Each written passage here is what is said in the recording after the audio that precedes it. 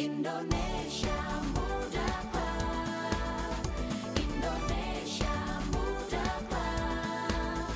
yang muda yang bicara, yang muda yang berkarya untuk Indonesia. Profesional muda, kita berbagi cerita, jadi inspirasi untuk semua. Ragam kisah tentang menggapai cita-cita, berkarya hanya untuk Indonesia. Indonesia Muda, Indonesia Muda, yang muda yang bicara, yang muda yang berkarya untuk Indonesia.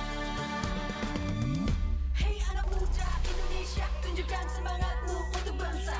Kita bisa, jangan putus asa, kerja nyata, kamu pasti bisa. Satu nusa, satu bangsa, satu jiwa, satu rasa. Suarakan hatimu, luapkanlah, pasti bisa, jangan menyerah ya. Bicara yang muda yang berkarya untuk Indonesia. Indonesia Muda, Indonesia Muda,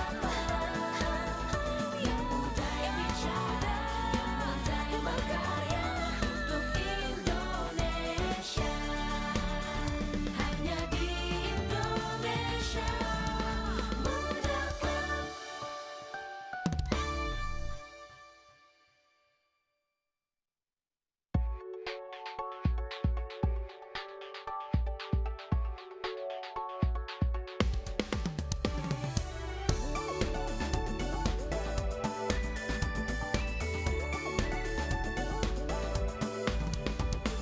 Profesional muda, kita berbagi cerita, jadi inspirasi untuk semua.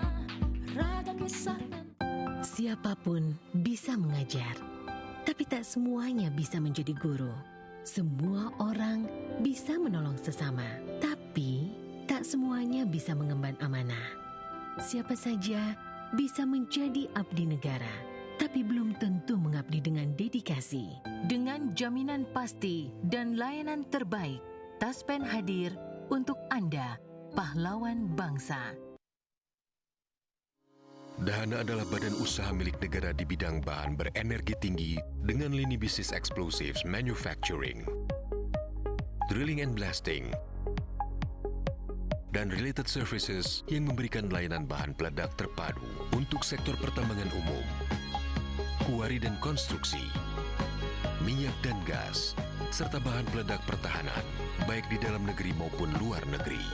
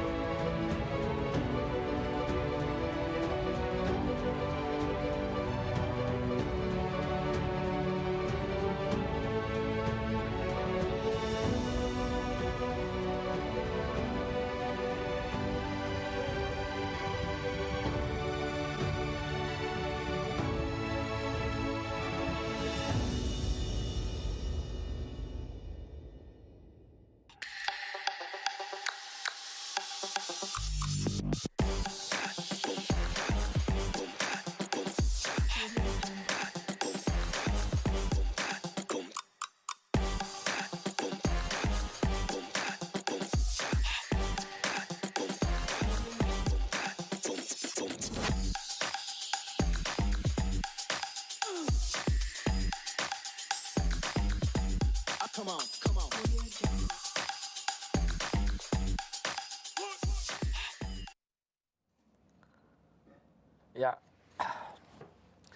selamat datang profesional muda di Indonesia Muda Club yang episode ke-6.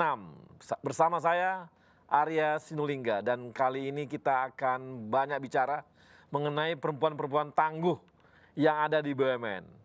Selama ini dikira mungkin BUMN itu karena pekerjaannya banyak laki-laki, ternyata kontribusi perempuan-perempuan juga sangat banyak di BUMN kita. Dan kita tahu juga Pak Erick Thohir, Pak Menteri kita, kali ini memang punya komitmen besar terhadap memberi kesempatan kepada perempuan-perempuan. Bahkan beliau menargetkan hampir mungkin 15-30% ke depan akan banyak direksi-direksi yang diisi oleh kaum perempuan. Tapi sambil menunggu para direksi-direksi tersebut mulai muncul, kita akan lihat nanti bagaimana perempuan-perempuan muda yang tangguh yang ada di BUMN, yang sudah bekerja dan sudah mengabdi tidak hanya untuk BUMN tapi juga untuk Indonesia. Dan kita akan saksikan video yang satu ini.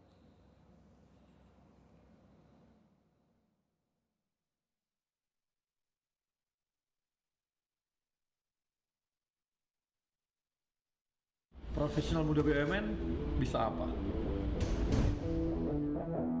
Aku siap untuk berinovasi.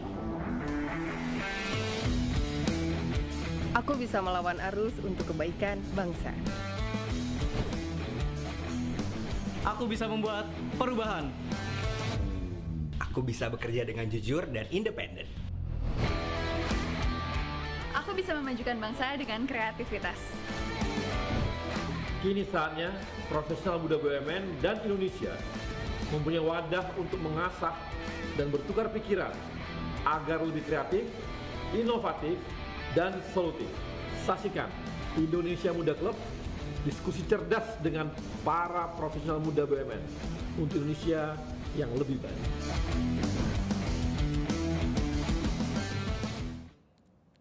Ya, dan kali ini saya akan ditemani oleh 5 wanita tangguh, 5 perempuan tangguh. Tapi yang hadir di studio ada 2. Kita akan banyak bicara dulu dengan 2 orang perempuan-perempuan tangguh ini. Yang pertama adalah Mbak Indah, lengkapnya Dwi Indah Agustina. Saya hafal benar, kenapa? Karena namanya ada tertera di situ, di bajunya. Kalau tadi nggak tertera saya bingung juga namanya mana. Tapi panggilan kece-nya namanya Indah. Ini berasal dari Pertamina, PHE, tapi artinya bukan Pertamina, bukan yang di office ya, tapi memang benar di lapangan, yang di field, yang kabarnya saya dapat informasi ada di West Madura ya. West Madura. Jadi ini adalah yang pertama, yang kemudian yang kedua ada pilot kita, Mbak Melinda. Melinda apa Mbak? Melinda Alfred. Melinda Alfred. Nah, Mbak Melinda ini masih muda, kece, cantik, dan yang pasti sudah sekarang ini menerbangkan pesawat Boeing 737-800 dan sudah memiliki jam terbang sekitar 3.000, hampir 3.500. Jadi sudah kerjanya terbang mulu nih, terbang terus. Apa nggak bosan? Bosan nggak Mbak? Belum sih Pak, sampai hari ini. Sampai hari ini belum bosan? Belum bosan. Jadi namanya, nah ini saya mau tanya Mbak Melinda. Ini kan Mbak Melinda, saya mau nanya, ini kan dunia laki-laki banget ya, di pilot kan. Di angkatan Mbak itu berapa dulu yang laki-laki dan berapa yang perempuan? Di angkatan saya sendiri Pak. Sendirian? Ya. Sendirian kamu di sekolah itu? Enggak, maksudnya yang perempuan. Iya, maksudnya sendirian perempuan. Udah pasti. Kamu sendirian di sana berapa? Satu angkatan berapa? Waktu di Flying School 20, kemudian di ATR itu kita cuma ber-8, jadi saya sendiri juga perempuan. Sendirian perempuan juga. Dan sekarang di Garuda yang perempuan berapa orang? Di Garuda 31 orang. Dari total? 1.244. Wow. 0,3%, 0,3% ya? 0,5%. Ya, 0,2,5%. Jadi sangat kecil sekali perempuan yang kalau ini benar-benar tangguh ini. Kenapa sampai tertarik jadi pilot, Mbak? Apa waktu kecil suka penerbangan, suka bawa pilot atau apa gimana gitu? Oh enggak, kebetulan Papa juga terbang. Oh, Papa terbang. Terus lihat kayaknya enak, Terus diajak akhirnya pas SMA itu sempat diajak joy flight sama papa. Oke. Terus ditanya suka atau nggak? Suka banget. Oh, jadi papa kamu jadi pengaruh banget kalau gitu ya? Iya. Jadi dan papa sekarang udah pensiun juga atau Eh, masih terbang? 2 tahun lagi pensiun. Oh, jadi masih terbang dong kalau gitu. Pernah nggak tandem pernah? Tidak boleh. Oh nggak boleh. Oh iya betul. Nanti satu keluarga ada bahaya kalau sampai. Iya sepakat. Nah, ketika saat ini misalnya apa saja tantangan Anda yang Melinda hadapi sebagai pilot perempuan gitu? Apa ya? Kadang masih kepercayaan masyarakat yang masih kadang kurang. Bang. Oh, saya mau nanya bukan perempuan, bukan di masyarakat ya, tapi di lingkungan kerjanya gitu. Kalau di lingkungan kerja, kadang ya kaptennya sendiri juga kadang masih, ini serius orangnya kecil bisa terbang. Orangnya kecil bisa terbang. Jadi tantangannya seperti itu. Pasti waktu pada awal sekali pesawat apa yang diterbangkan? Pesawat latihnya adalah Cessna 172. Oh, Cessna ya. Kemudian naik terus? Kemudian di Garuda pertama kali terbang ATR 72600. Oke. Terus kembali disekolahin lagi sama Garuda di Boeing 737-800. Oke, dan itu sudah terbang ke luar negeri? Sudah. Sudah. Biasanya pembagian tugasnya bagaimana tuh? Terjadwal 1 bulan itu. Oh, terjadwal 1 bulan. Enggak, maksudnya kalau ke luar negeri berapa kali setiap bulan gitu ada? Atau gimana?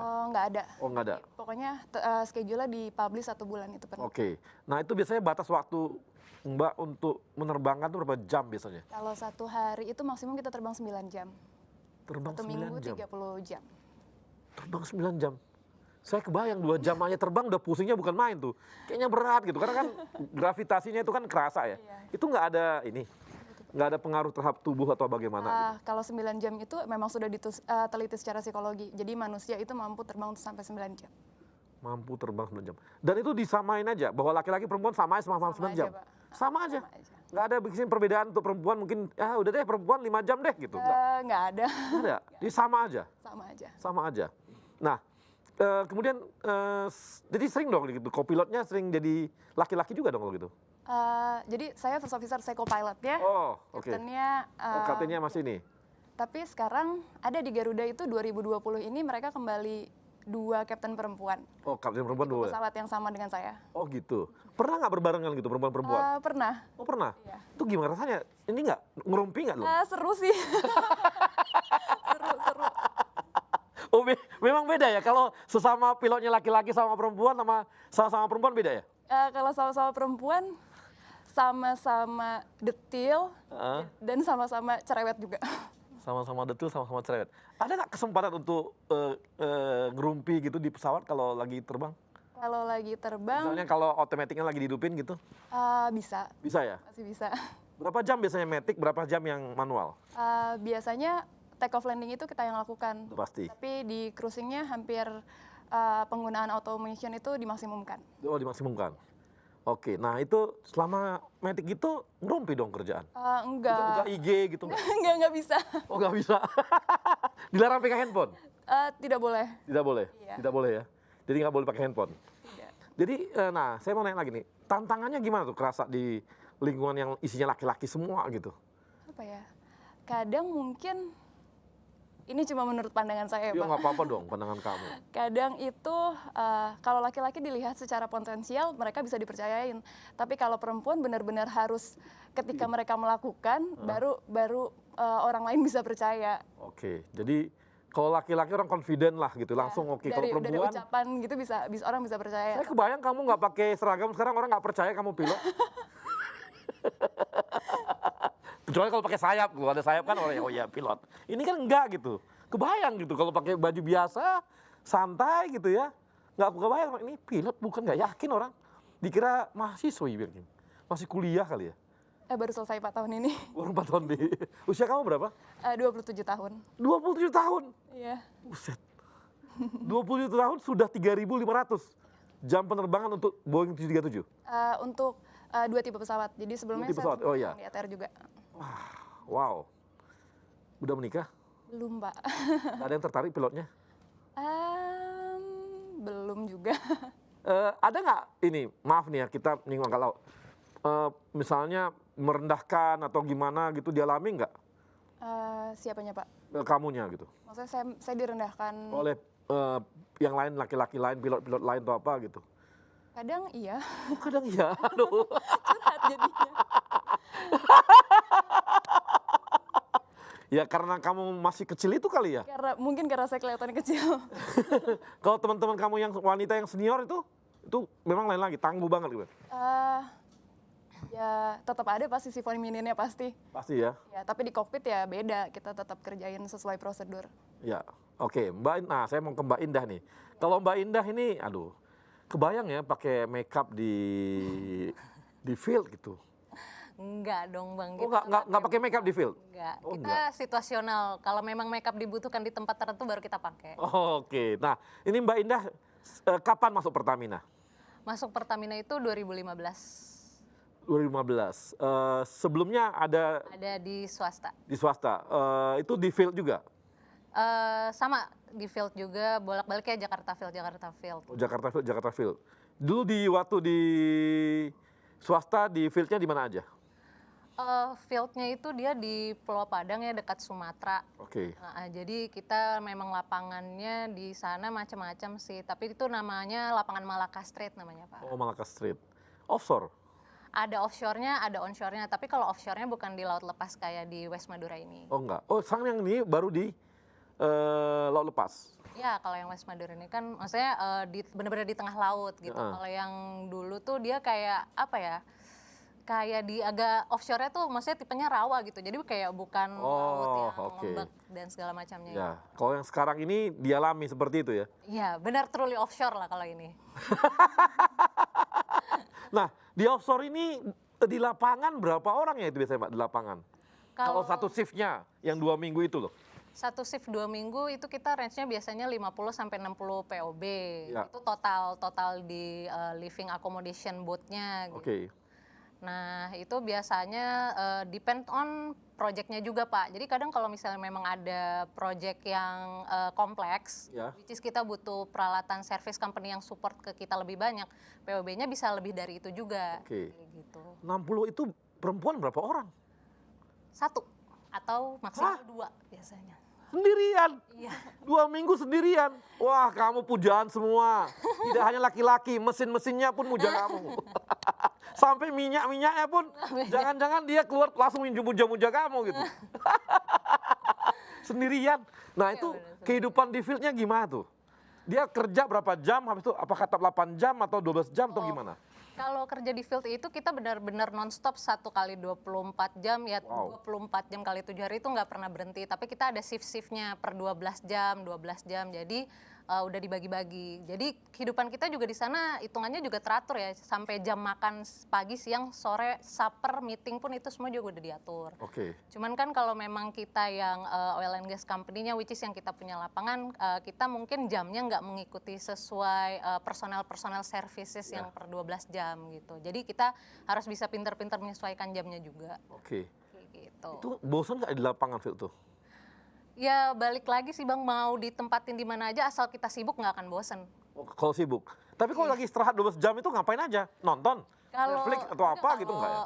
Oh iya, kalau di sana wifi ada, TV kabel pun ada gitu. Jadi kalau misalnya 12 jam untuk cari hiburan kayak gitu, kadang kita juga nggak sempet. Karena kan kita 12 jam udah heboh sama pekerjaan tuh. Jadi kita benar-benar manfaatin waktu buat istirahat. Nah, kalaupun ada waktu pun juga, ya mungkin colongan juga video call mungkin sama keluarga kayak gitu. Oh gitu, udah menikah? Sudah Bang. Oh jadi anak ada? Ada. Jadi kalau gitu anaknya tinggal? Anak ditinggal. Wah. Tapi alhamdulillah keluarga support, jadi mau ditinggal ke field pun suami juga kasih izin, semuanya beres lah. Kerjaan juga aman, anak-anak juga aman. Kebayang, suaminya disiksa. Jagain anak. Nah, suami aku juga kerja, alhamdulillahnya mamaku tuh udah pensiun. Jadi dititipin juga nggak serta-merta cuma mama aja yang jaga, pasti ada babysitter juga yang jaga. Oke, nah selama di field itu biasanya gimana sih? Pasti ada ini kan tantangan-tantangannya gitu, apalagi dunia laki-laki seperti itu. Di field gitu. itu dinamis dan challenging banget Bang. Jadi dinamisnya adalah misalnya kita ini well intervention ini adalah kalau dianalogiin di untuk halayak umum itu kita ibarat dokter. Ya. pasiennya itu sumur. Jadi kalau sumurnya sakit atau bermasalah, kita yang perbaiki supaya dia bisa produksi prima lagi seperti semula gitu. Oke. Nah, challenge-nya itu adalah kadang kalau misalnya sumurnya sakit, penyakitnya sama gitu, tapi karakteristiknya beda. Berarti treatmentnya itu berbeda. Lagi, ya. Nah, peralatan dan materialnya itu pun juga berbeda. Challenge-nya adalah karena lapangan offshore West Madura itu tipe lapangan atau platformnya NUI, normally unmanned installation, jadi kita tidak bisa tinggal di sana. Nah, accommodation life kita itu adanya di lift boat kita namanya. Jadi kita itu sailing dengan boat beserta peralatan kerja. Dan itu pun challenge-nya adalah limitasi dari deck space-nya. Oke. Jadi kita harus pintar-pintar mengatur posisi barang-barang dan mana yang harus didahulukan untuk servis yang dilakukan nggak terkendala. Oke. Karena kalau misalnya kita sembarangan naruh barang gitu, atau kita misalnya main kirim barang yang prioritasnya belum harus dilakukan, nah nanti bisa menghalangi escape route. Jadi once namanya kita harus melakukan drill atau memang kondisi emergency, nah akhirnya escape route-nya tertutup, malah menyebabkan kefatalan bagi hal-hal yang lain kayak gitu. Terus challenge yang lainnya adalah cuaca. Oke. Karena di offshore itu kecepatan angin dan ombak itu sangat berpengaruh. Ngaruh. Jadi kita harus pintar-pintar mengambil window kapan dari ramalan cuaca ada cuaca buruk. Nah, kita harus bisa bersiap-siap nih mengatur schedule gimana caranya pekerjaan kita nggak keganggu. Oke. Ini sebenarnya banyak banget ya. Banyak sekali yang mau ditanyakan mengenai. Nanti kita tanya lagi di segmen yang berikutnya. Tapi sebelumnya saya akan kenalkan narasumber kita yang lain. Ada Resna Octavia. Resna Octavia ini adalah polisi khusus kereta api. Halo Mbak Resna. Selamat sore Bang. Nah, selamat sore Mbak Resna. Nah, udah pakai baret segala.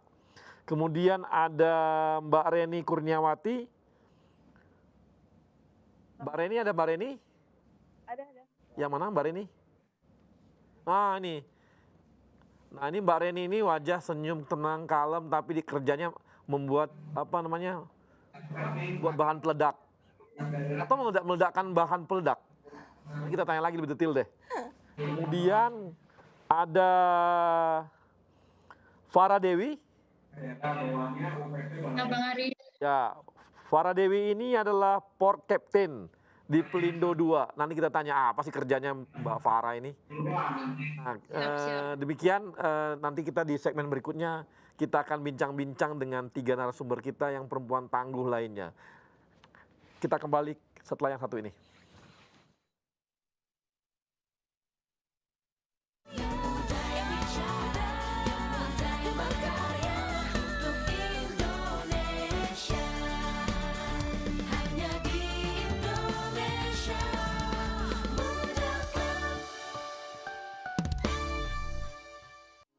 Dahana adalah badan usaha milik negara di bidang bahan berenergi tinggi dengan lini bisnis explosives manufacturing, drilling and blasting,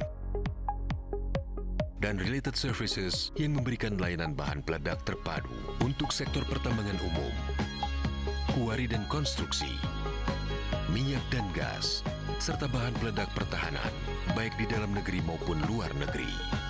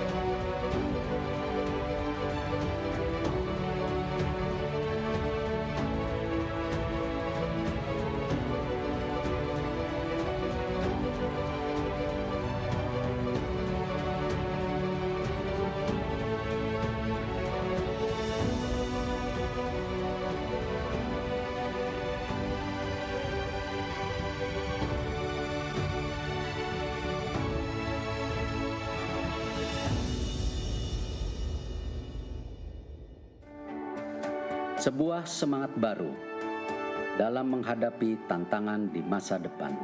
Kementerian BUMN dan seluruh BUMN di negeri ini terus bekerja keras untuk meningkatkan nilai ekonomi dan sosial demi kepentingan masyarakat luas. Melalui inovasi model bisnis yang akan mendorong mesin pertumbuhan dan kepemimpinan teknologi agar siap menghadapi perubahan. Melalui peningkatan investasi dan terciptanya ekosistem investasi yang sehat, pengembangan talenta adalah kunci agar BUMN siap bersaing secara global. Semua ini hanya untuk negara dan bangsa, untuk Indonesia. Semangat baru ini kini hadir dengan wajah baru, dengan bentuk visual yang terinspirasi semangat inovasi dalam pemanfaatan teknologi. Dalam komposisi yang menggambarkan semangat kolaborasi, membentuk inisial institusi kebanggaan kami, bersanding dengan lambang negara Indonesia tercinta, Garuda Pancasila.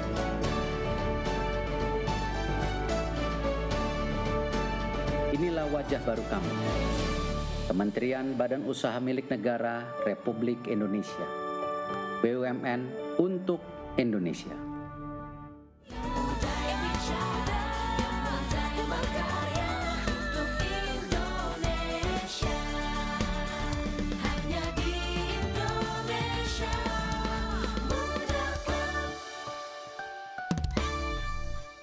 Ya, Profesional Muda, kita kembali lagi bersama narasumber kita dan kali ini kita mau bincang-bincang dengan Mbak Resna. Mbak Resna, halo Mbak Resna. Selamat sore. Apa kabar? Ini lagi bertugas atau di rumah? Alhamdulillah hari ini sedang di kantor. Lagi di kantor. Ini maksudnya polisi khusus kereta api atau maksudnya apa nih? Kerjanya ngapain aja nih? Nangkapin orang atau nangkapin pegawai karyawan kereta api? Oh enggak, tugasnya tupoksinya adalah pengawalan kereta api. Oh, pengawalan kereta api. Pengawalan kereta api dari stasiun awal menuju stasiun akhirnya. Oke, emang banyak gangguan, Mbak, selama ada di sana? Selama ini gangguannya apa aja? Kalau kereta ekonomi kebanyakan untuk penumpang-penumpang yang masih merokok, lebih banyak itu. Oh, untuk yang disiplin ya, disiplin ini ya. Nah, kalau untuk ini gimana? Untuk untuk yang new normal ini bagaimana? Masalah disiplin pakai masker dan sebagainya. Untuk dengan pandemi yang sekarang, kereta api sudah menerapkan sistem aturan yang terbaru. Jadi petugas kereta api tugasnya adalah melakukan pengecekan suhu setiap 3 atau 4 jam sekali, kemudian selalu mengingatkan kepada penumpang untuk selalu memakai masker dan face shield. Tugasnya Mbak ini Resna apa aja ketika ini normal nih? Pengawalan kereta api penumpang. Kalau untuk Polsuska yang perempuan sendiri, untuk pengawalan kereta api eksekutif yang pagi aja. Oh, yang pagi aja. Oh, jadi untuk perempuan pagi aja? Nggak sempat, untuk malam-malam nggak ada? Tidak boleh. Nggak boleh? Tugas untuk yang pagi aja. Kenapa nggak boleh malam-malam? Tingkat kerawanannya. Tingkat kerawanan. Jadi tetap yang perempuan tetap dijaga juga tingkat kerawanannya gitu ya? Ya betul sekali, Bang. Nah, mau nanya saya nih, kenapa kamu tiba-tiba pengen jadi polisi khusus gitu? Kok apa perekrutannya gimana dulu gitu? Gimana kamu daftarnya gitu? Kok kepikiran gitu loh?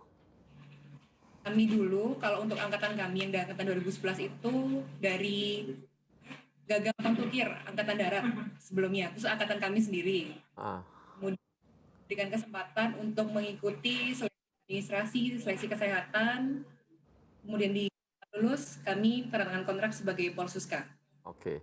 Nah, kamu kenapa sampai kepikir untuk mendaftar gitu jadi Polsuska?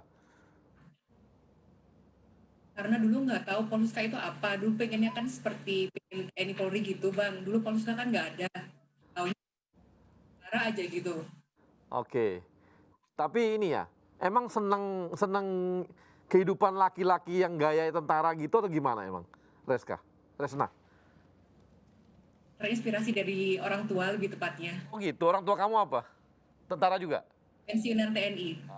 Ini orang tuanya ternyata pengaruhnya besar sekali bapaknya, semua begitu ya. Tadi Mbak Melinda juga begitu. Oke, saya mau nanya langsung ke ini lagi deh. Mbak Reni, Mbak Reni.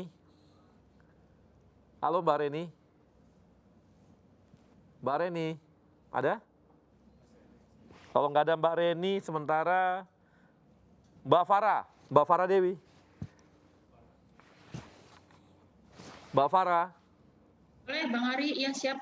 Oke, nah langsung siap aja, kayak tentara aja. Mbak Farah ini kerjanya di sana ngapain aja nih? Di sebagai port captain itu apa aja kerjaannya? Iya, sebenarnya mungkin lebih realnya mungkin bisa ke marine spesialis ya. Kalau port captain mungkin bisa menggantikan untuk misalkan nakoda yang berhalangan hadir di atas kapal, saya bisa menggantikan karena mungkin saya punya experience atau pengalaman di kapal. Gitu Bang Ari. Oh, jadi ini kapten kapal gitu ya? Siap ya, saya kapten. Oh, kapten kapal. Tuh, bukan hanya pesawat loh, kapten kapal. Ini pendidikannya gimana, Mbak? Saya dari PIP Semarang, angkatan 38 2001, lulus 2006, kemudian saya di kapal offshore, kebetulan di AHTS atau Anchor Handling Task Supply. Selama 5 tahun saya berlayar, sampai pegang nakoda selama setahun.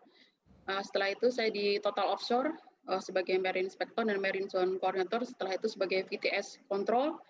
2015 saya join di APC sebagai VTS Operator, dan kemudian saya ditarik untuk di Jasa Armada untuk support di vesselnya gitu. Oke, kapal yang Mbak bawa apa aja? Kapasitasnya apakah penumpang atau barang atau apa yang pernah selama ini? Untuk di mana nih? Untuk waktu saya berlayar atau sekarang di APC-nya? Sekarang selama berlayar, Berlayar, saya di kapal sport offshore, jadi saya di Anchor Handling Task Supply untuk HTS. Oh gitu. Towing rig, dan mungkin si Mbak Enda mungkin lebih paham ya, kan dia well intervention ya. Towing rig. Ini kayaknya kliennya ini Pertamina banyak ini, jangan-jangan. Iya betul, Pertamina. Kita ngelayani di daerah Pertamina, betul. Betul ya. Nah ini betul, satu kapal itu, anak buah kapal kamu ABK dan sebagainya total dengan ininya berapa biasanya? Kurang lebih ada 16 sampai 17 lah bersama dengan kadet. Oh gitu. Itu laki-laki semua dong? Laki-laki semua ya. Mereka mau kamu perintah?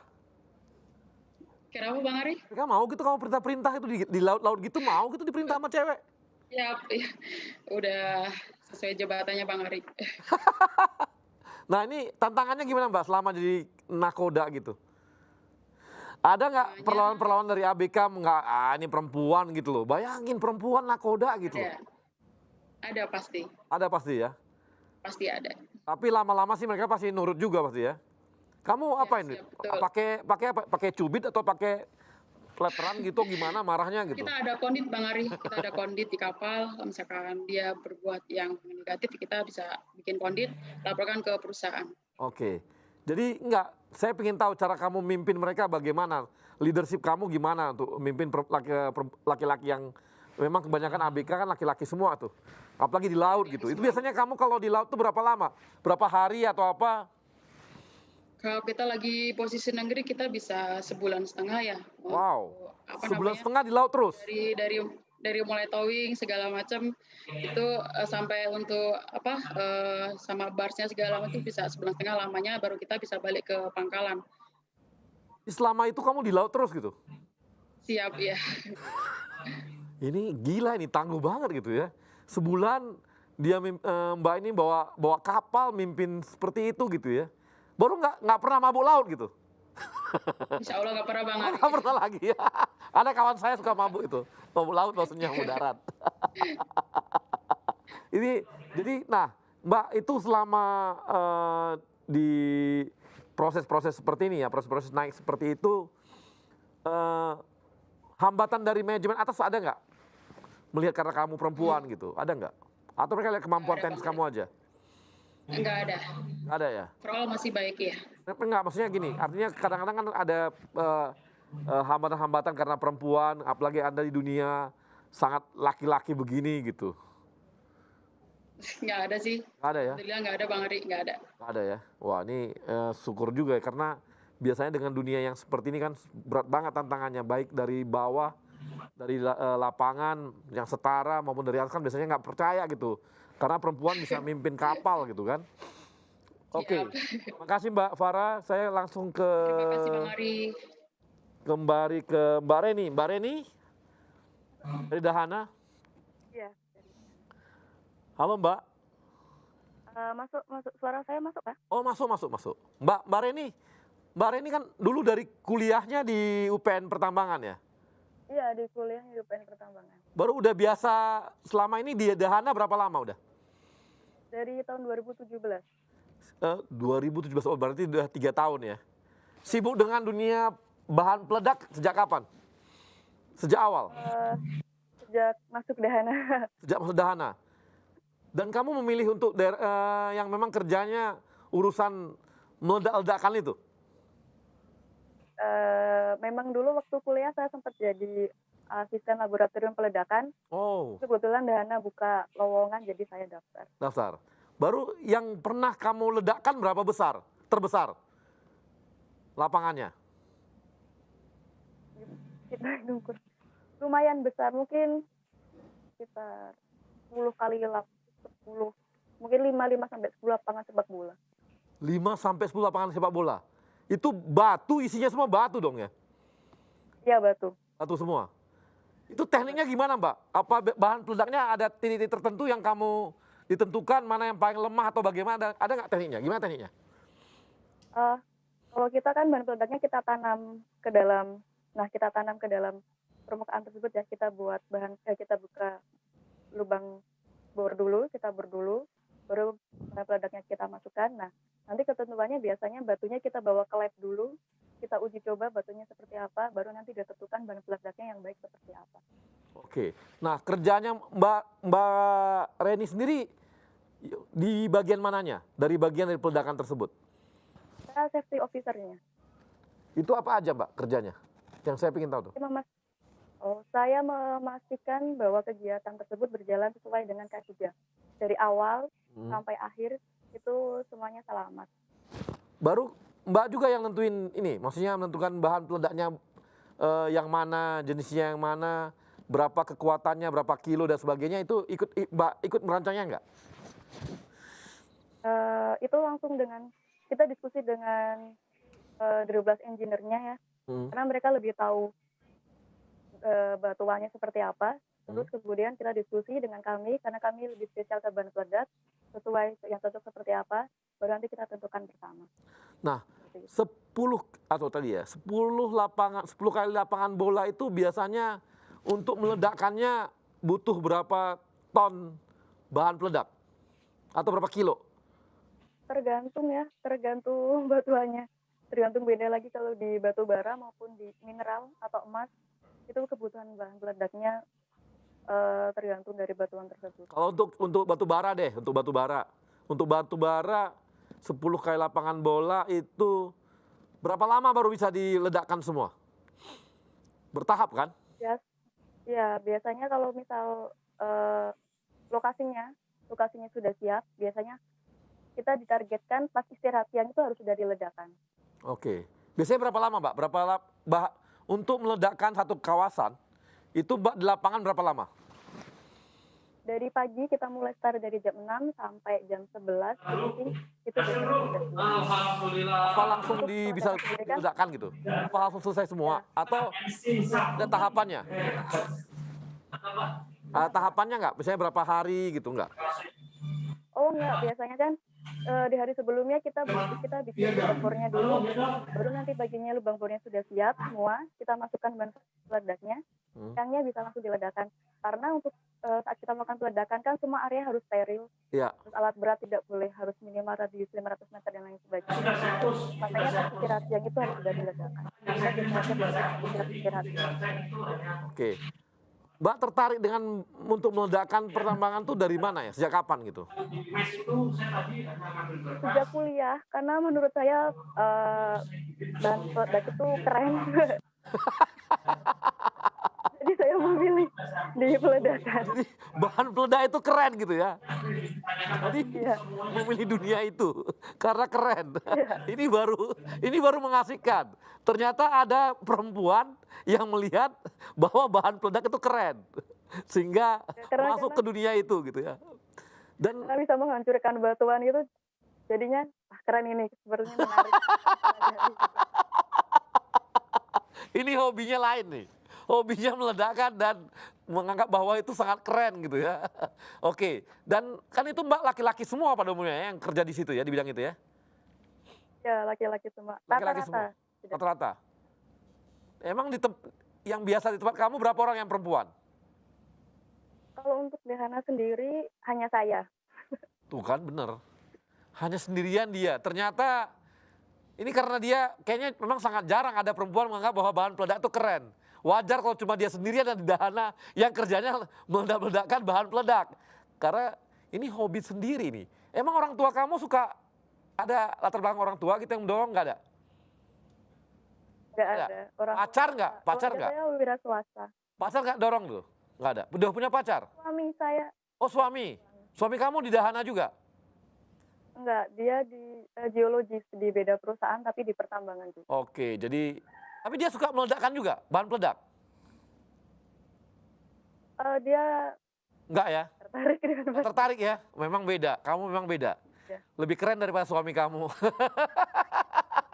Karena menganggap bahan peledak itu keren. Oke, baik. Permuda kita akan kembali lagi setelah yang satu ini.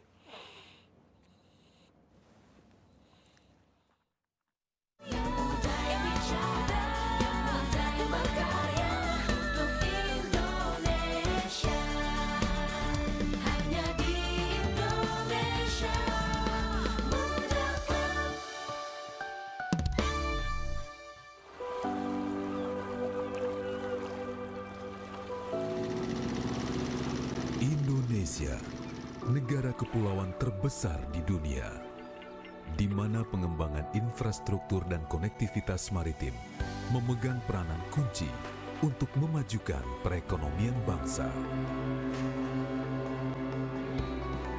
Pemerintah mencanangkan program tol laut sebagai solusi untuk menekan biaya transportasi dan menurunkan disparitas harga antara Indonesia Barat dan Indonesia Timur. IPC merupakan badan usaha milik negara yang bergerak di bidang jasa kepelabuhanan, berkomitmen untuk terus melakukan inovasi guna meningkatkan kualitas pelayanan pada seluruh stakeholders.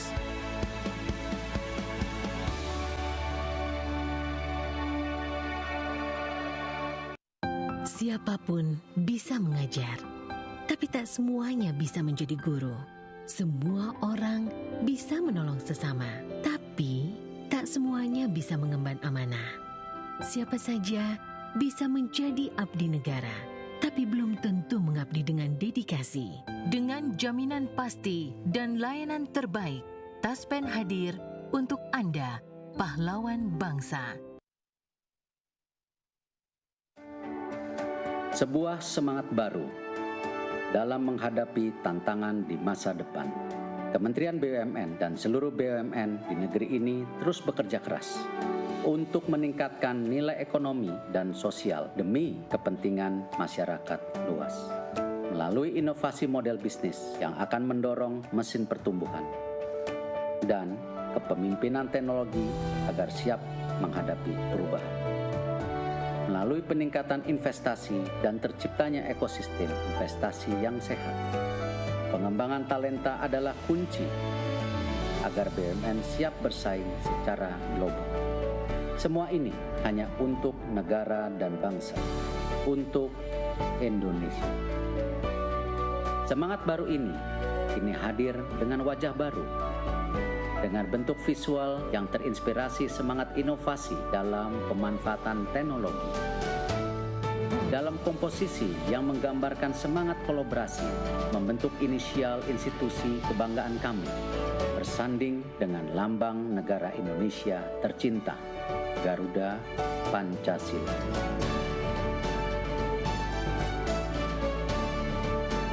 Inilah wajah baru kami, Kementerian Badan Usaha Milik Negara Republik Indonesia, BUMN untuk Indonesia.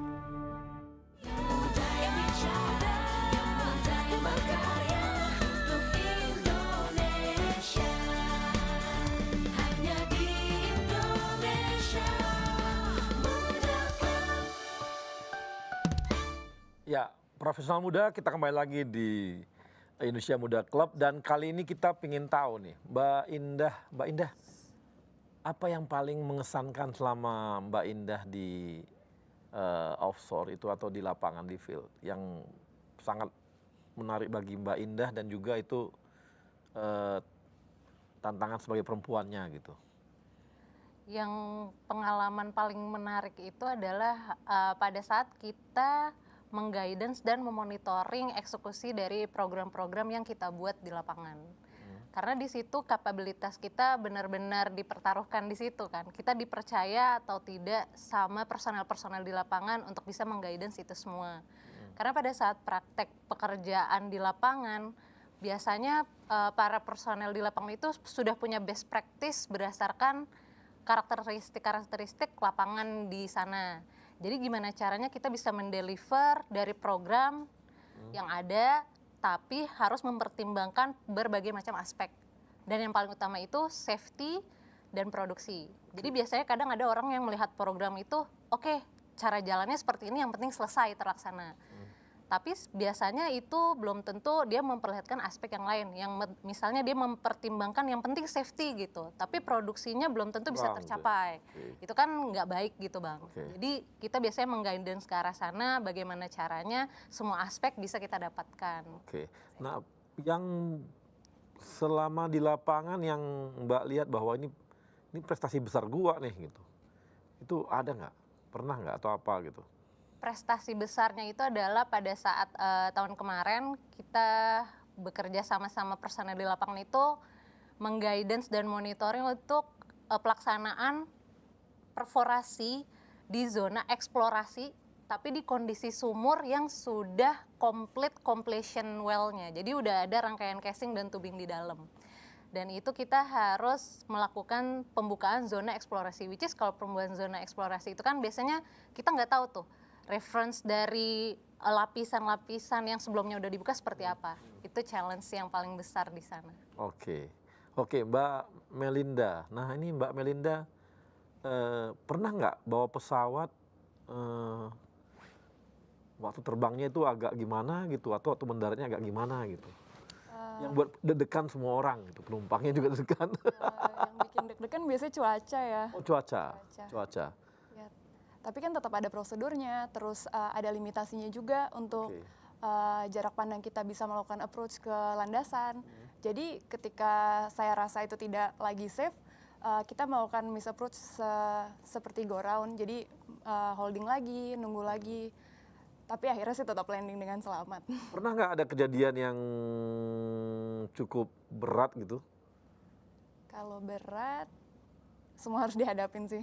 Iya nggak, maksudnya ada satu kejadian yang kamu anggap ini kamu ingat terus gitu sampai hari ini gitu. Kalau ingat terus, waktu pertama kali rilis kayaknya deh. Jadi dulu kita kan terbang sama instruktur dulu. Terus setelah rilis di line operation kita terbang sama captain yang bukan instruktur. Terus itu pertama kali saya landing di Banyuwangi. Karena adanya perubahan arah angin jadi landingnya kencang. Itu yang penumpang tuh turun dari pesawat, di samping kaca tuh dia kayak gitu-gitu. Dan itu jadi benar-benar keinget, jadi nggak mau buat lagi. Oh gitu. Landingnya jelek gitu ya? Iya. Ya sebenarnya kan itu juga dipengaruhi arah angin kan. Iya. Ya kita sebagai penerbangnya cuma bisa melakukan sesuatu yang sesuai prosedur yang paling aman, ya itu yang saya lakukan. Oke, Mbak, tadi Mbak Reni ya? Mbak siapa? Mbak Reni. Mbak Reni, di mana field yang paling berat yang Mbak Reni rasakan? Yang susah atau agak lapangannya agak susah diledakkan gitu? Walaupun Anda hobi meledak-ledakan, ini berat banget nih ledakannya gitu. Pernah nggak? Sering sih. Oh sering? Seringnya gimana kan? Kalau di dunia tambang kan semakin dalam, berarti dasarnya semakin kecil ya. Karena kita bikin seperti danau gitu. Nah, saat di bottom pit, di pit paling bawah, sedangkan kita harus meledakkan, tapi langsung dikelilingi oleh dinding-dinding. Nah ini yang paling susah, bagaimana kita mengkondisikan tetap peledakannya bagus, tapi saya tetap safety. Gitu. tidak ada batuan jatuh dan lain sebagainya. Biasanya berapa meter sampai diledakkan tuh? Ke bawah? Biasanya kita 6 meter. 6 meter sampai kedalaman 6 meter sampai terkadang 12 meter juga. Wow. Kebayang ya 10 kayak lapangan bola, kemudian kedalamannya 12 meter. Itu batu kemana semua itu terbang?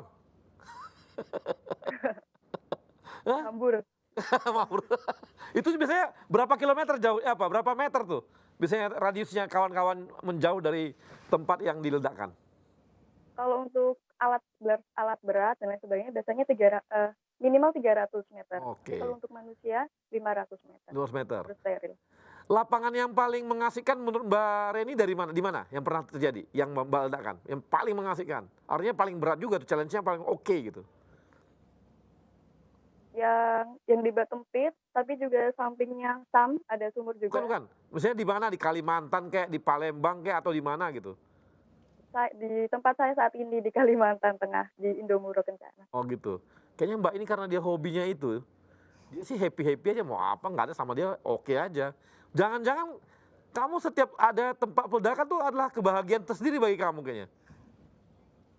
Saat peledakannya tuh bagus, sempurna itu ada rasa puas tersendiri. Aman ntar ada rasa puas. Jadi bener nih hobinya. Deg-degan ya. Hobinya. Deg-degannya di situ. Jadi karena hobinya itu, ya dia nggak ada, makin berat, makin mengasihkan gitu ya. Kadang waktu peledakannya sudah bagus, tapi waktu kita cek ada flying rock, kena alat berat atau apa, nah itu waduh sudah. Oke. Biasanya butirannya, hasil ledakannya sebesar apa paling kecil dan sebesar apa paling besar?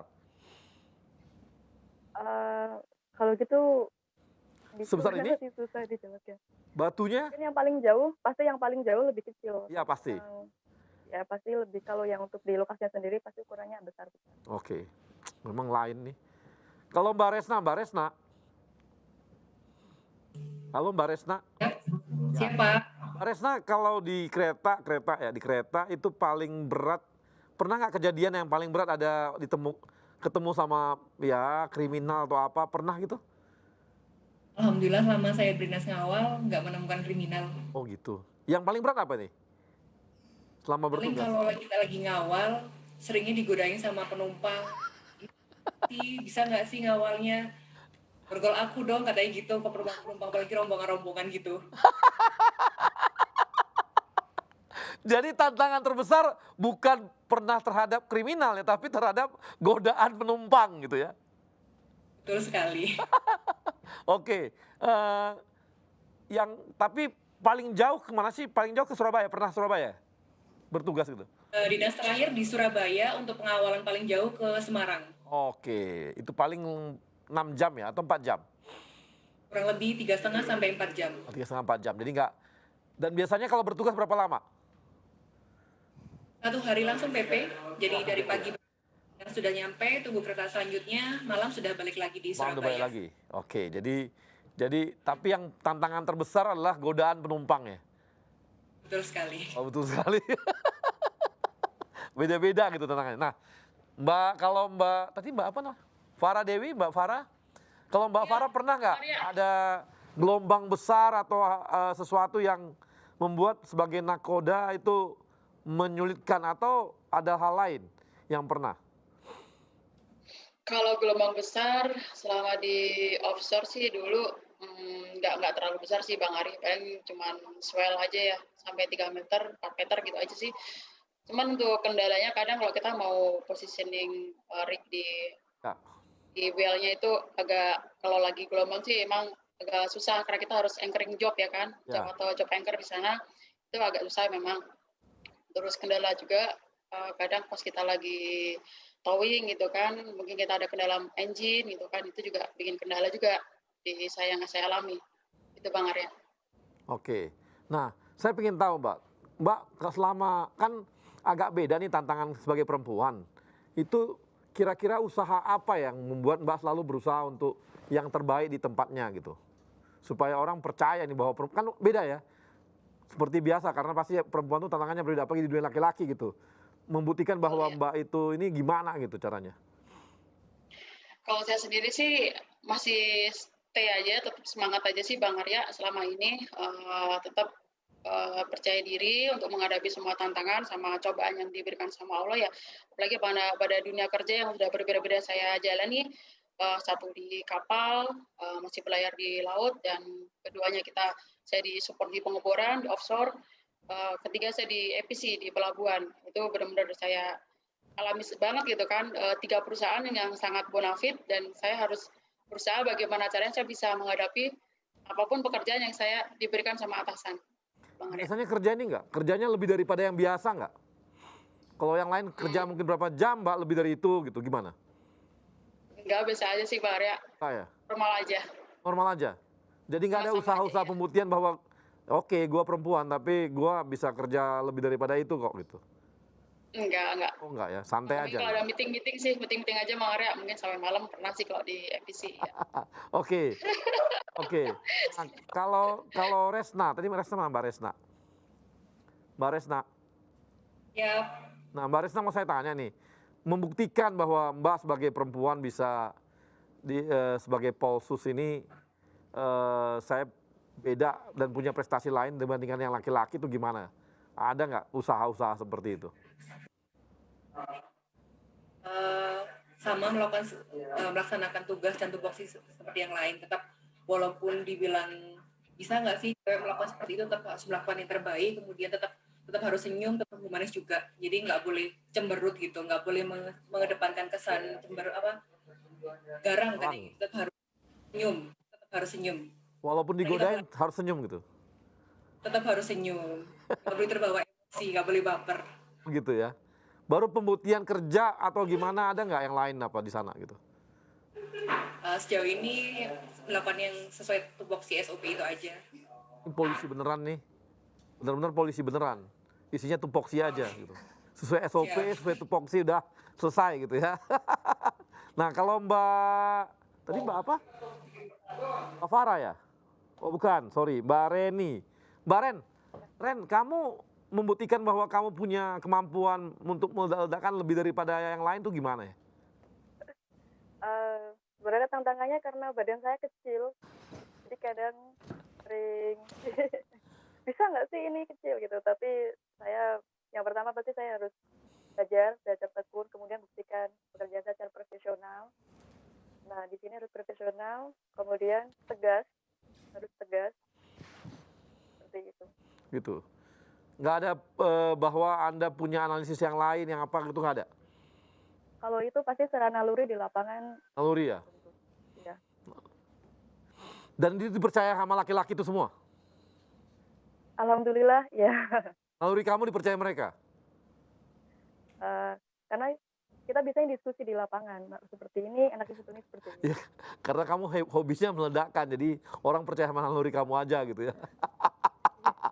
Tetap harus ada analisis dan lain-lain. Oke, Mbak Indah ini kan apa ada sesuatu yang berbeda yang Mbak Indah lakukan gitu di lapangan sehingga paling nggak pembuktian bahwa saya perempuan tapi ini kok gitu, bisa kok gitu.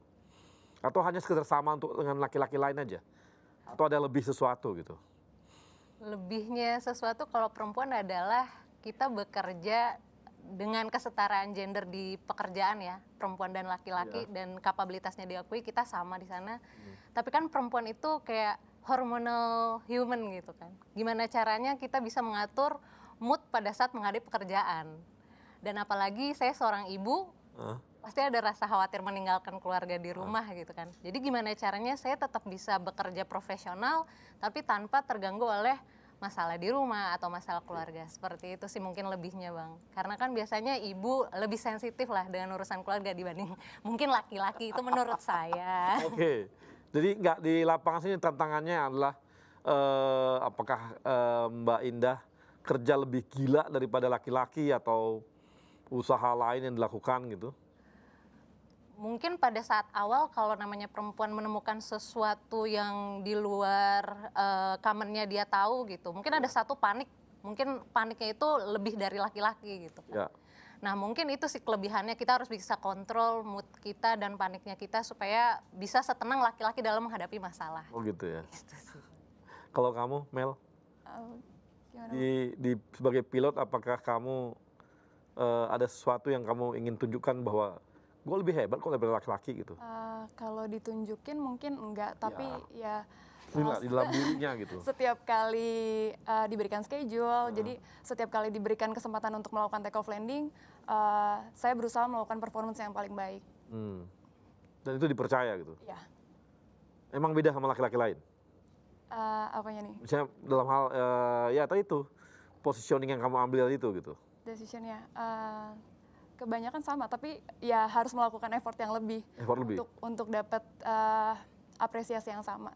Ya karena kan untuk menunjukkan bahwa kalian itu bisa mampu melakukan pekerjaan yang laki-laki semua itu kan susah gitu. Kan susah tuh. Mungkin sekarang sih udah enak karena udah biasa. Tapi pada awal-awal sekali kan sangat sulit gitu ya. Iya sih. Sulit nggak sih atau biasa aja? Ya biasanya ada kesulitannya juga sih Bang. Kayak mungkin awal-awal kan di underestimate kayak memang perempuan tahu apa sih technical seperti itu kan. Iya. Tapi buktinya kan dengan kinerja kita, kapabilitas kita dalam pengambilan keputusan, dan ternyata apa yang kita putuskan berjalan dengan baik dan benar, disitulah kita diakui kan. Ya mungkin dulu kan, kalau sekarang sih orang sih udah cuek kali ya. Kamu naik masuk ke field ya orang biasa aja. Tapi awal-awal kan beratnya bukan main tuh membuktikan bahwa kamu tuh bisa gitu kan. Enggak juga sih Bang. Enggak juga? Tetap aja mau naik ke laut tiap saat juga pasti ada rasa worry gimana gitu kan. Karena kan namanya kalau saya di offshore gitu kan, resikonya lebih tinggi dibandingin di lapangan di onshore gitu kan. Jadi tetap ada rasa deg-degan tersendiri, apalagi kalau misalnya tahu pada saat musim monsun gitu, kayak biasanya akhir tahun gitu kan, cuaca buruk. Mau naik kapal kru boat aja udah dengar wah ketinggian ombak nih 3 meter ke atas atau seperti apa gitu. Itu udah pasti kita waduh kuat nggak nih ya naik boat bisa sampai ke sana tanpa mabuk kayak gitu. Masih bisa mabuk? Mabuk laut Bang. Iya maksudnya mabuk laut masih bisa? Masih bisa Bang. Masih bisa, kirain udah cuek aja gitu. Mungkin ada orang yang jago kali ya mengatasinya. Cuman kadang kalau misalnya kita lagi cuaca buruk juga terus di accommodation booth gitu ya, lagi berdiri normal aja terus kita ngeliat komputer kerja, itu bisa tiba-tiba mual dan pengen ke toilet gitu kan, pusing gitu segala macam. Jadi sebenarnya mau udah pengalaman banyak, tapi memang kalau secara physically seperti itu tetap ada rasa tidak enak ya. Tetap aja. Makasih Indah. Kita teman-teman profesor muda kita akan kembali lagi setelah yang satu ini.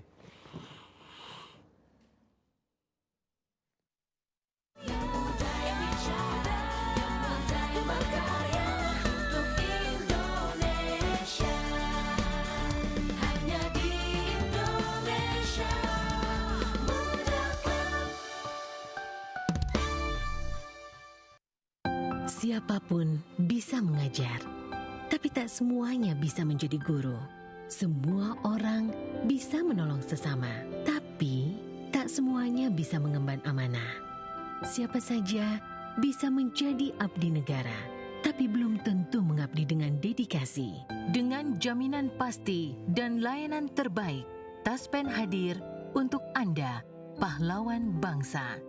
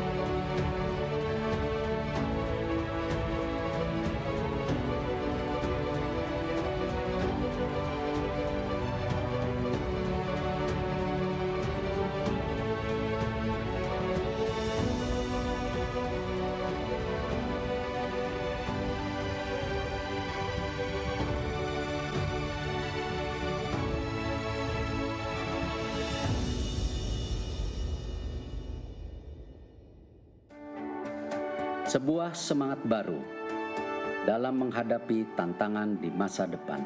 Kementerian BUMN dan seluruh BUMN di negeri ini terus bekerja keras untuk meningkatkan nilai ekonomi dan sosial demi kepentingan masyarakat luas. Melalui inovasi model bisnis yang akan mendorong mesin pertumbuhan dan kepemimpinan teknologi agar siap menghadapi perubahan. Melalui peningkatan investasi dan terciptanya ekosistem investasi yang sehat, pengembangan talenta adalah kunci agar BUMN siap bersaing secara global. Semua ini hanya untuk negara dan bangsa, untuk Indonesia. Semangat baru ini kini hadir dengan wajah baru, dengan bentuk visual yang terinspirasi semangat inovasi dalam pemanfaatan teknologi. Dalam komposisi yang menggambarkan semangat kolaborasi, membentuk inisial institusi kebanggaan kami, bersanding dengan lambang negara Indonesia tercinta, Garuda Pancasila.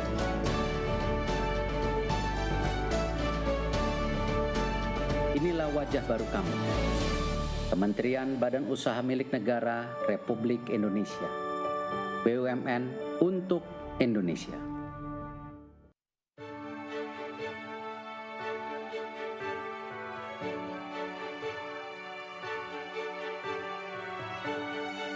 Amanah. Kami memegang teguh kepercayaan yang diberikan. Kompeten. Kami terus belajar dan mengembangkan kapasitas. Harmoni. Kami saling peduli dan menghargai perbedaan. Loyal. Kami berdedikasi dan mengutamakan kepentingan bangsa dan negara.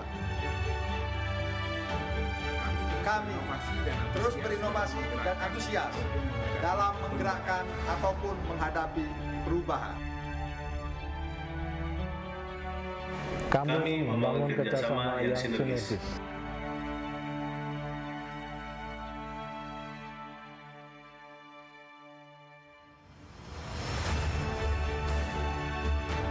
Kami siap bertransformasi mewujudkan akhlak BUMN.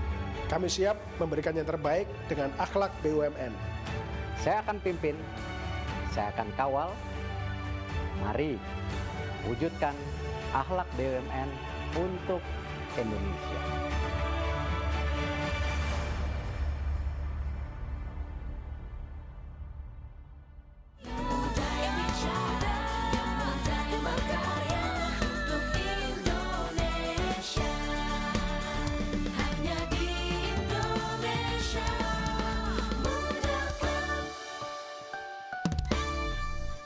Ya, Prof. Muda, kita kembali lagi di Indonesia Muda Club dan saya ingin tahu nih ke Mbak Farah.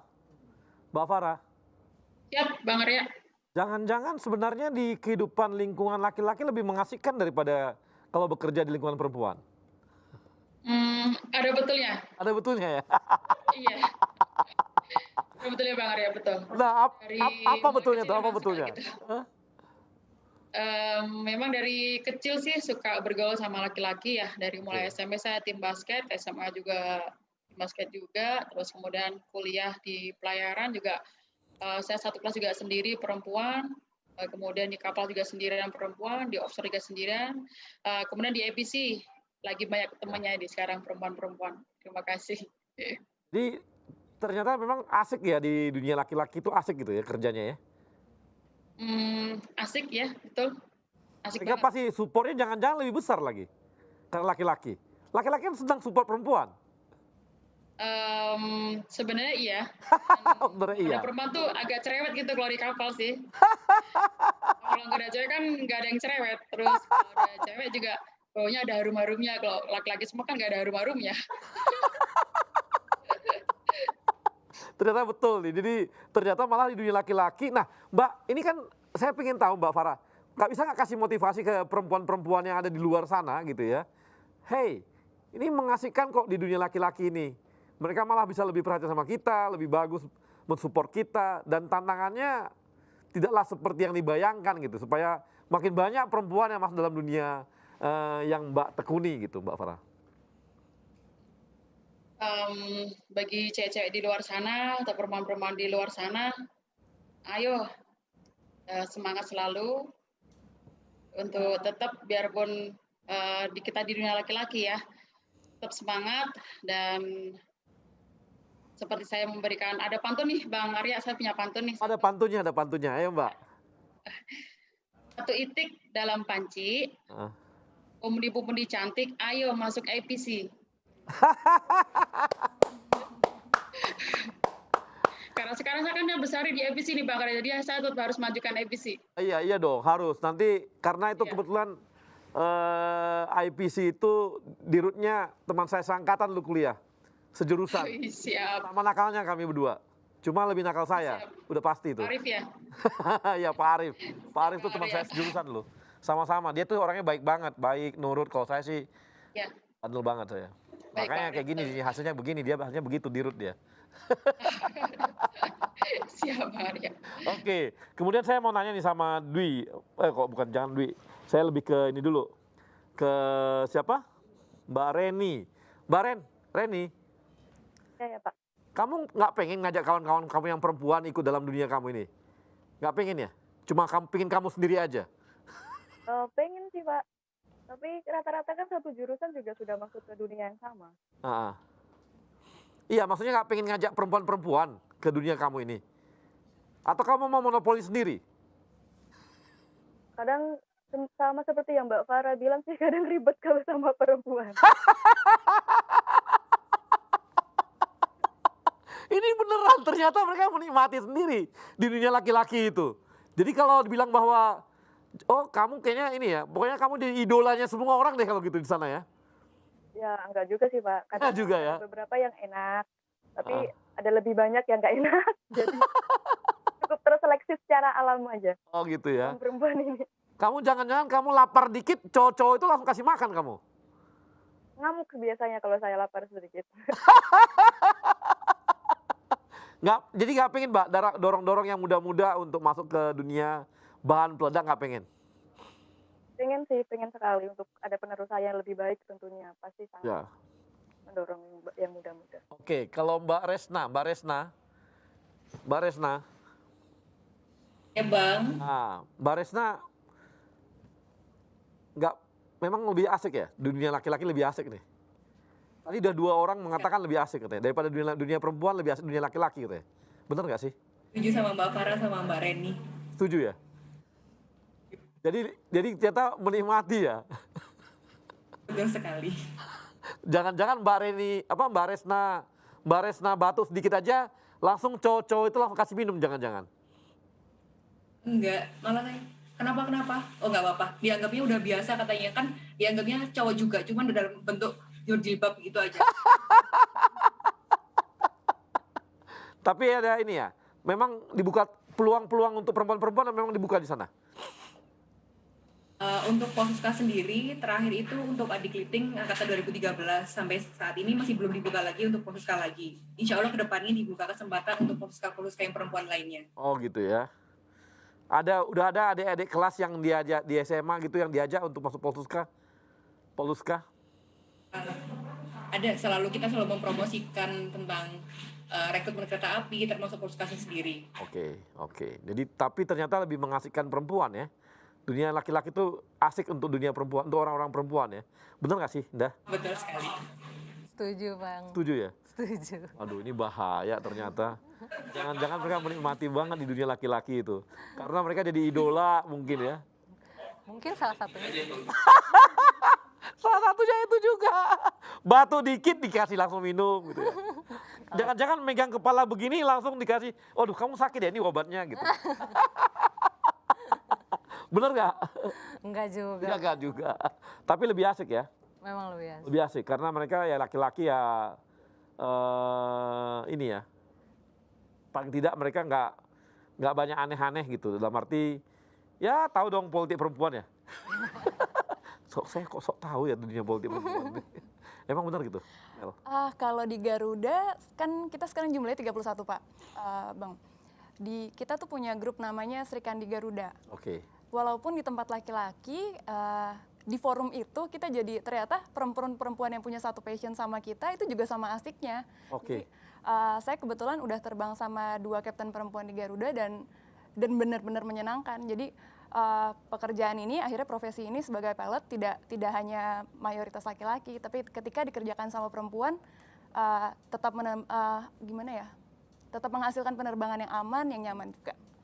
Pramugari senang nggak kerja sama kamu? Senang, sekarang senang. Senang ya? Iya. Lebih Kadang asik? ada yang ngajakin, gimana Mbak nggak mau di make upin? Oh nggak mau di make upin? Iya. Emang nggak make up ya kalau pilot jarang? Kalau saya pribadi jarang. Jarang gitu ya? Kalau pramugari kan wajib ya? Iya. Kalau ini nggak ada? Wajib rambutnya bagaimana gitu nggak ada? Kalau rambut, kalau lagi terbang saya ikat ke belakang. Oh ikat belakang, itu wajib? Iya. Oh wajib ya? Oke. Jadi memang wajib, tapi dukungan dari teman-teman laki-laki baik-baik, bagus-bagus gitu ya? Dorongan dari teman-teman, ya. Mereka Cukup mengasihkan? suportif, ya. Sportif ya? Iya. Jangan sportif ya Indah ya? Kenapa? Tapi laki-laki lebih sportif gitu ya? Oh enggak dong, kita yang di dunia laki-laki juga sama sportif ya. Enggak, maksudnya artinya karena dia dunia laki-laki betul begitu, akhirnya merasa bahwa ya ini lebih inilah gitu.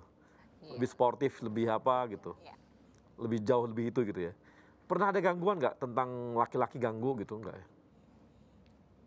Enggak sama sekali sih. Nggak ada ya? Benar-benar mereka tuh sopan-sopan banget Sopan-sopan. Bang. Sopan. Terus kadang saking sopannya tuh misalnya papasan mereka sampai gak berani lihat muka.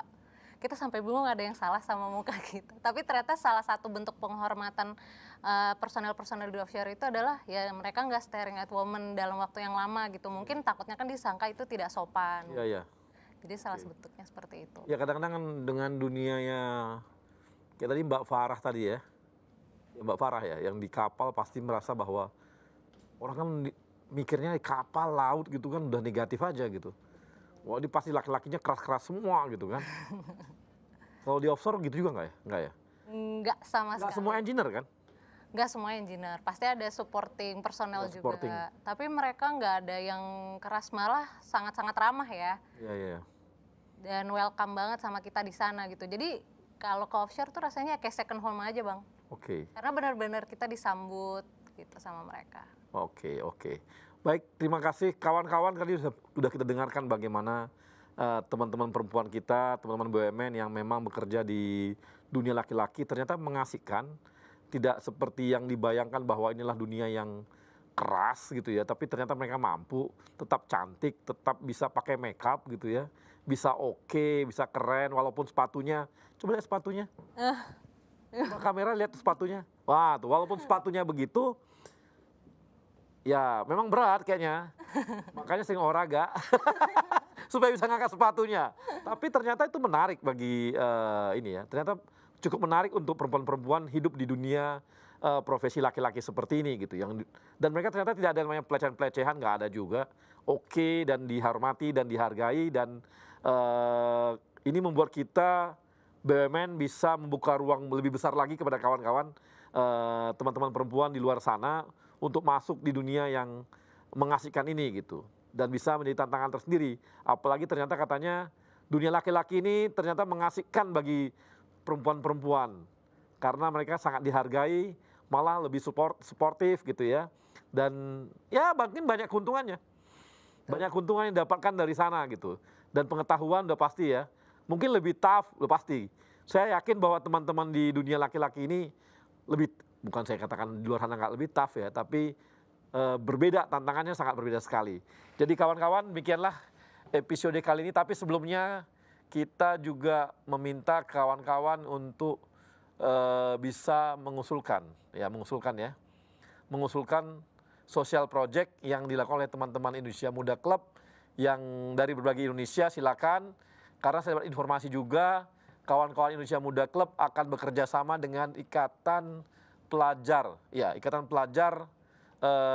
Nahdlatul Ulama dan akan memberikan beasiswa kepada mereka. Dan ini adalah social project akan dilakukan oleh teman-teman dari IMC dan kita juga menunggu apalagi proposal-proposal dari kawan-kawan yang akan diseleksi dan akan diberikan kepada masyarakat Indonesia dimanapun berada.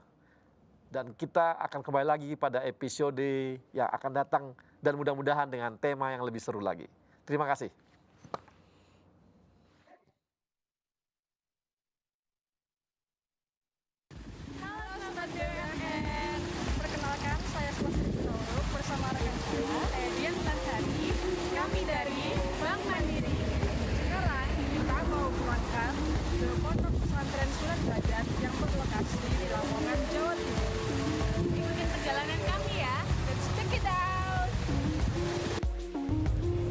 Indonesia Muda Club bersama Ikatan Pelajar Nahdlatul Ulama menyelenggarakan sosial project beasiswa kader unggul untuk para mahasiswa berprestasi dan yang membutuhkan. Indonesia Muda Club melalui Profesional Muda BUMN memberikan beasiswa sebesar 50 juta untuk 50 penerima yang tersebar di wilayah Jawa Tengah dan Jawa Timur. Beasiswa yang disalurkan melalui aplikasi Link Aja secara langsung ke nomor penerima. Wah, gitu ya. Setelah 1 jam perjalanan, kita sampai di Pondok Pesantren 9 Derajat. Ikuti kegiatan kita di sini ya.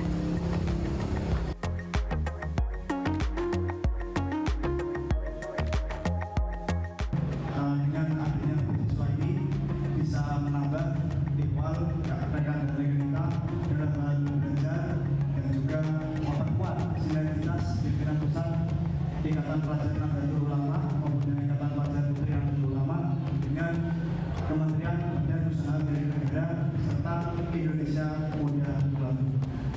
Sekian yang bisa saya sampaikan, kurang lebihnya mohon maaf.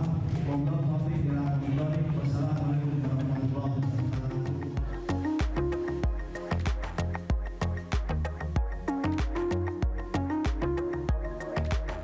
Terima kasih atas penyerahan beasiswa kerjasama Kementerian Badan Usaha Milik Negara dengan pimpinan pusat Ikatan Pelajar Nahdlatul Ulama. Semoga semakin jaya. Terima kasih. Terima kasih kepada penyerahan program beasiswa kader unggul IPENU bekerjasama dengan BUMN. Akhirnya selesai juga di penghujung acara pemberian beasiswa kader unggul dari Indonesia Muda Club bersama Kementerian BUMN. Sampai jumpa di proyek Indonesia Muda Club selanjutnya. Bye.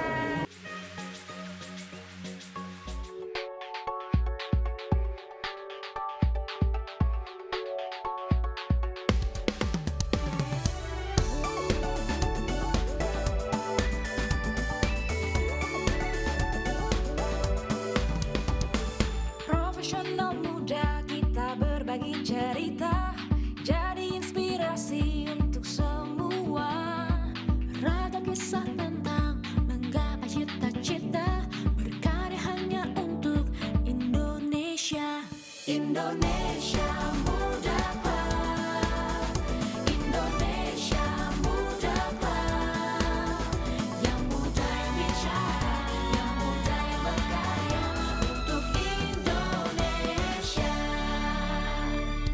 Profesional muda, kita berbagi cerita, jadi inspirasi untuk semua. Ragam kisah tentang menggapai cita-cita, berkarya hanya untuk Indonesia. Indonesia Muda